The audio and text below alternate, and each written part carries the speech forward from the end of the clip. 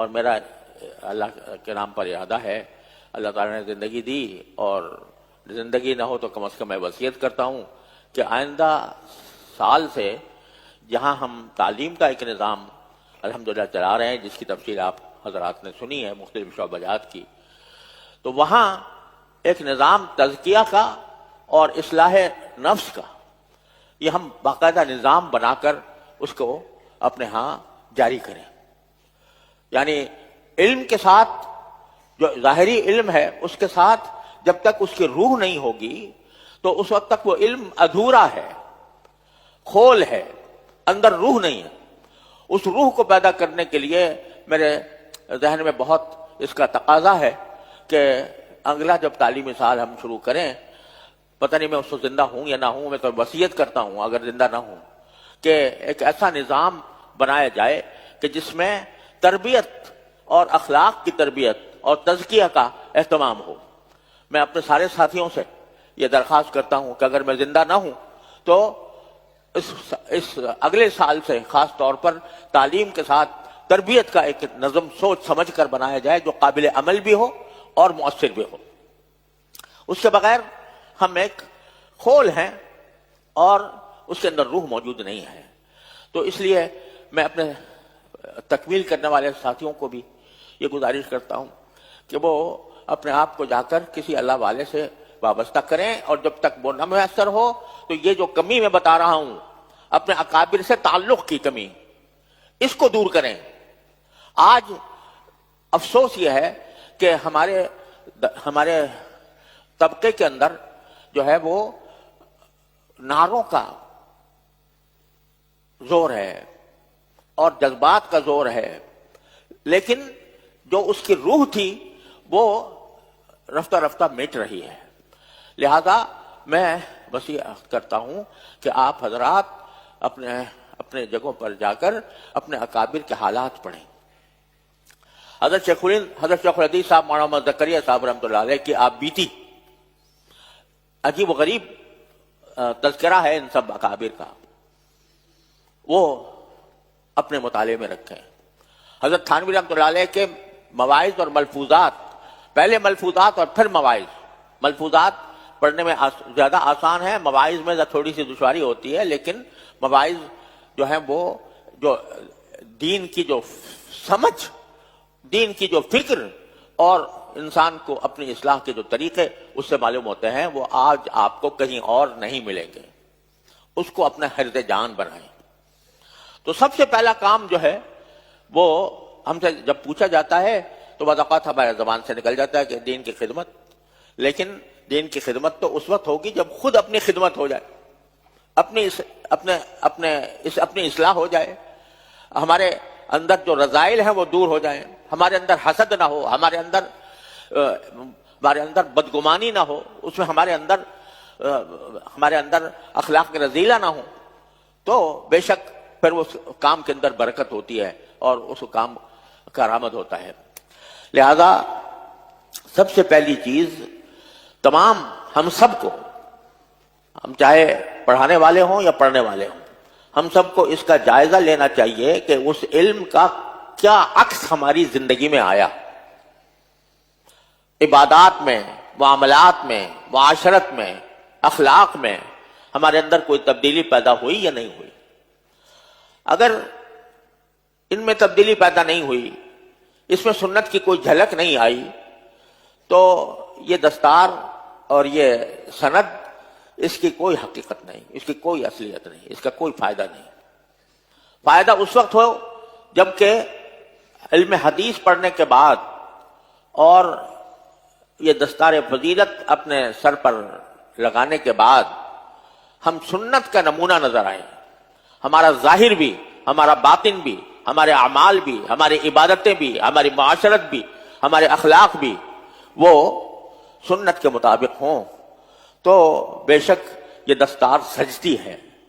یہ ایک زینت ہے، یہ ایک اعزاز ہے، یہ ایک قابل فخر چیز ہے۔ لیکن اگر خدا نہ کرے اس میں کمی آئی تو پھر اس کا کوئی حاصل اور کوئی وصول نہیں۔ یہی وجہ ہے کہ ہمارے تمام بزرگ جن کے ہم نام لیوا ہیں، جن کے نام پر ہم جیتے ہیں ان میں سے کوئی ایسا نہیں ہے جو تعلیم حاصل کرنے کے بعد کسی اللہ والے سے اس نے اپنا تعلق نہ جوڑا ہو، اپنی اصلاح کرنے کے لیے، اپنے اخلاق کو درست کرنے کے لیے، اپنے رذائل کو ختم کرنے کے لیے، فضائل کو حاصل کرنے کے لیے وہ کسی نہ کسی اللہ والے سے اپنا تعلق جوڑتے تھے، تاکہ جو کچھ پڑھا ہے اس پڑھے ہوئے علم کا اثر ہماری اپنی عملی زندگی کے اندر آئے۔ اس لیے میں سارے اپنے ساتھیوں سے جو اس سال دور حدیث کی تکمیل کر رہے ہیں، پہلی گزارش یہ کرتا ہوں کہ اس طرف متوجہ ہوں اور خود رائے سے کوئی کام نہ کریں، اس میں اپنے اکابر کے طریقے زندگی کو اپنائیں اور اس کو اپنے لیے مشعل راہ بنائیں، کسی اللہ والے سے اپنا تعلق جوڑیں اور اس سے اپنی اصلاح کرائیں، اس سے تزکیہ کرائیں۔ اس کے بغیر علم جو ہے وہ محض ایک خول ہے جس کے اندر کوئی روح نہیں ہے۔ لہذا پہلی میری گزارش اپنے ساتھیوں سے یہ ہے کہ وہ اپنے آپ کو کامل مکمل نہ سمجھیں کہ دستار بن گئی اور امتحان میں اچھا نمبر حاصل ہو گئے تو بس ہم کامل مکمل ہو گئے، بلکہ میں تو سمجھتا ہوں کہ طالب علمی کا آغاز اب ہوا ہے، حقیقی طالب علمی کا، اور اس کے اندر اپنے سب سے پہلا کام یہ ہے کہ اپنے حالات کی اصلاح کرنے کے لیے کسی بڑے کو اپنا سربراہ بنائیں، اپنا رہنما بنائیں، اپنا مرشد بنائیں اور اس کے تحت اپنی زندگی گزاریں۔ اور اگر جب تک یہ بات حاصل نہ ہو، یعنی کوئی شیخ ملے نہیں، تو اس وقت تک ہمارے بزرگوں نے فرمایا ہے کہ جب تک کسی کو شیخ میسر نہ آئے تو وہ اللہ والوں کے سوانح، اللہ والوں کی حالات زندگی، اللہ والوں کی ملفوظات، یہ بسا اوقات شیخ کے قائم مقام ہو جاتے ہیں اس وقت جبکہ انسان کو کوئی شیخ براہ راست میسر نہ ہو۔ مجھے انتہائی افسوس ہوتا ہے اس بات پر کہ جن بزرگوں کے ہم نام لیوا ہیں اور جن کے نام کی ہم در حقیقت اگر کھا جائے تو نام کی روٹیاں کھاتے ہیں، ان کے حالات سے بے خبر ہیں۔ ہمارے سارے جتنے مدارس دینیہ ہیں، ان کی جو بنیاد ہے وہ دارالعلوم دیوبند ہے، اور دارالعلوم دیوبند کے اساتذہ کے جو بانی ہیں حضرت مولانا محمد قاسم نانوتوی رحمۃ اللہ علیہ، حضرت مولانا رشید احمد صاحب گنگوہی رحمۃ اللہ علیہ، حضرت مولانا یعقوب نانوتوی رحمۃ اللہ علیہ، ان حضرات کے حالات سے واقفیت نہیں، جانتے نہیں یہ کون ہے اور ان کے حالات کیا تھے، انہوں نے زندگیاں کیسے گزاری ہیں، دارالعلوم کیسے قائم ہوا تھا، کن مقاصد کے تحت قائم ہوا تھا، اور اس کے بعد پھر دارالعلوم کے اندر جو خدمات انجام پائیں وہ کن شخصیتوں نے انجام دیں اور کس حالات سے گزرے، اس سے واقفیت ہمارے اساتذہ و طلبہ کو بھی، بسا اوقات طلبہ کو بھی نہیں ہوتی، اساتذہ کو بھی نہیں ہوتی۔ یہ بہت بڑا نقص ہے جو ہمارے اندر پایا جاتا ہے۔ تو میں وصیت کرتا ہوں اپنے ساتھیوں کو جو فارغ ہو رہے ہیں وہ خاص طور پر، اور جو ابھی زیر تعلیم ہیں عمومی طور پر، کہ ان بزرگوں کے حالات زندگی کو، ان کے ملفوظات کو اپنا حرز جان بنائیں۔ ہر شخص ہم میں سے جائزہ لے کر دیکھ لیں اپنا کہ کتنے ایسے ہیں کہ ہم نے حضرت نانوتوی کے سوانح پڑھی، ان کے حالات زندگی سے واقفیت حاصل کی، ان کے ملفوظات پڑھے، حضرت گنگوہی رحمۃ اللہ علیہ کی کتنی معلومات ہمیں حاصل ہیں۔ کبھی تذکرۃ الرشید پڑھنے کی نوبت آئی، کبھی ان کے حالات کو جانچا، دیکھا کہ کس طرح وہ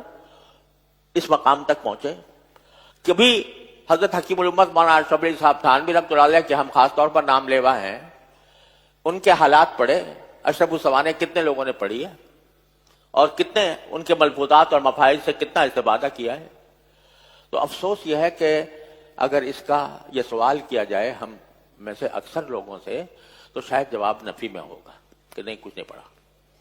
اس کا مطلب یہ ہے کہ ہم ابھی تک اپنے اکابر سے وابستہ نہیں ہو سکے پوری طرح۔ یہ ایک بہت بڑی خامی ہے جو ہمارے اندر پائی جاتی ہے. اور میرا اللہ کے نام پر ارادہ ہے،